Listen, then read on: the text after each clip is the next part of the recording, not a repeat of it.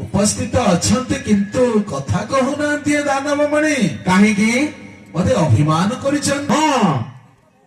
शांत भागिनी प्राणवती रानी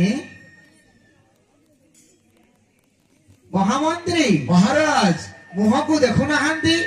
मुह को जमा देखु नाहंती कथा कौन किछि अभिमान करिछंती कि रानी एमिति महाराज कले हबो कि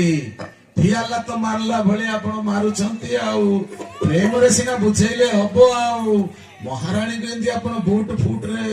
एबा काहे टिके हेलुनी टिके स्वभाव नहीं ना ना टिके प्रेम रे हाथी उठी गिरी आइछंती तो आलिंगन रे प्रेम रे टिके बुझांतु